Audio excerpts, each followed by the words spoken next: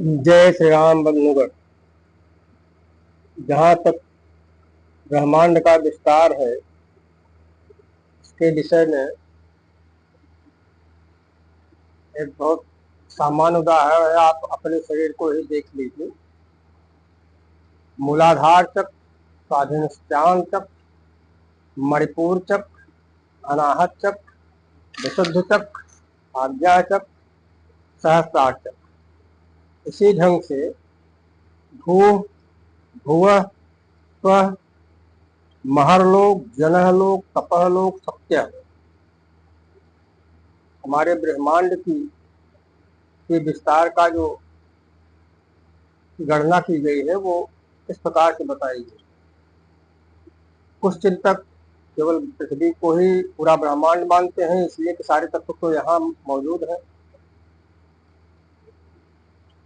सारे तत्व तो आपके शरीर में मौजूद हैं, सारी दूरियां आपके शरीर में मौजूद हैं। तो लेकिन इसके बावजूद भी जो हमारे शास्त्रों में, हमारे पुराणों में दिया गया है, उसमें संक्षिप्त में हम सांख्य दर्शन का थोड़ा सा देखेंगे। सांख्य मत कहता है कि जितने भी पदार्थ बनते हैं सब प्रकृति और पुरुष दोनों के संयोग से ही सिद्ध होते हैं। जिसके आदि और अंत में जो है वही मध्य में भी है, तथा इन सभी अवस्थाओं में यह संपूर्ण दृश्य और दृष्टा, जगत और जीव विकल्प शून्य, किसी प्रकार के भेदभाव से रहित केवल ब्रह्म ही है।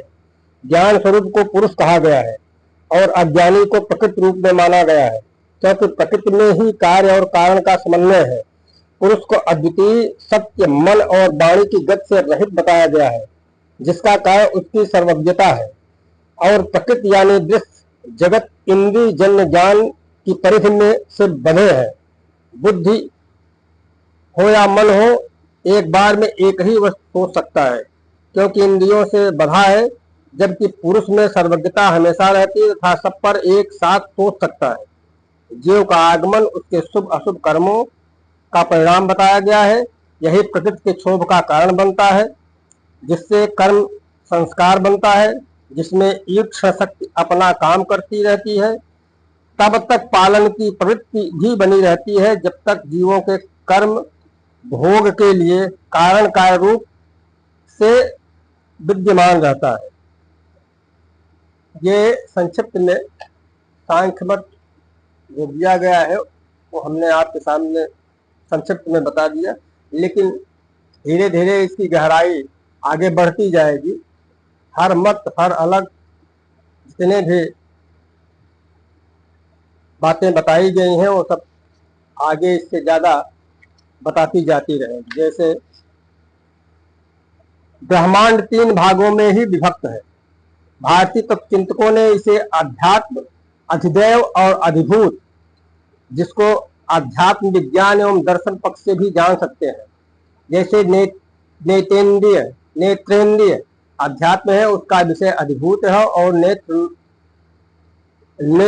गोलक में स्थित सूर्य अंश अधिदैव है, जो एक दूसरे के आश्रित है।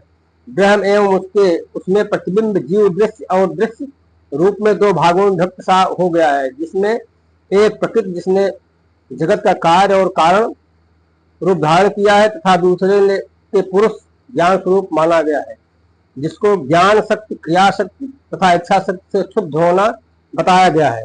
जिससे सत, रज एवं तम 3 गुणों की उत्पत्ति हुई, जिससे क्रिया शक्ति प्रधान सूत्र और ज्ञान शक्ति प्रधान महत तत्व जो आपस में मिले हैं, जिससे अहंकार जो 3 भागों में विभक्त सात्विक, राजस, तामस के रूप में उत्पन्न हुए। अहंकार पंच तन्मात्र, इंद्रिय और उसका मन का कारण है। इसीलिए हम मन ही उभयात्मक माना गया है।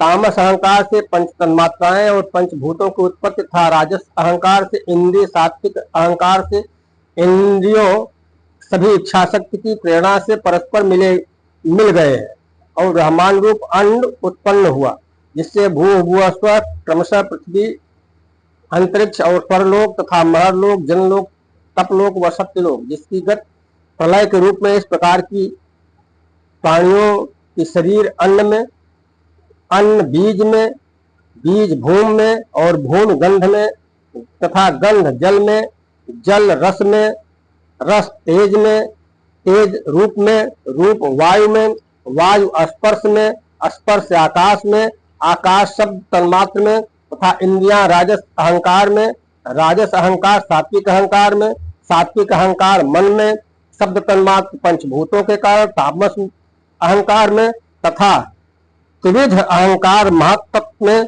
तथा ज्ञान शक्ति और क्रिया शक्ति प्रधान महत्त्व अपने कारण गुणों में लीन हो जाता है तथा गुण अव्यक्त में और अव्यक्त अपने मूल प्रकृति में लीन हो जाता है। जो प्रकृति अपने को काल में लीन कर लेती है, कर देती है। काल मायामय जीव में और जीव आत्मा में जो सर्वथा किसी में लीन नहीं होता, माने का आत्मा अमर है, उसी में सब लीन हो जाते हैं। ये एक संक्षिप्त स्वरूप हमने आपको बताया। इसी तरह से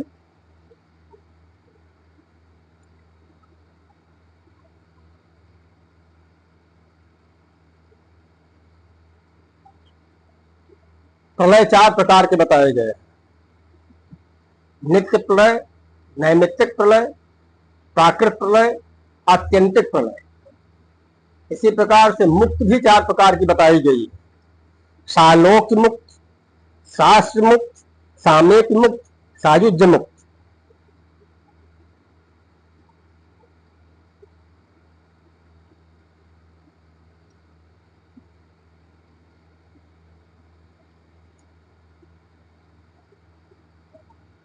आज की बात इतना ही, आगे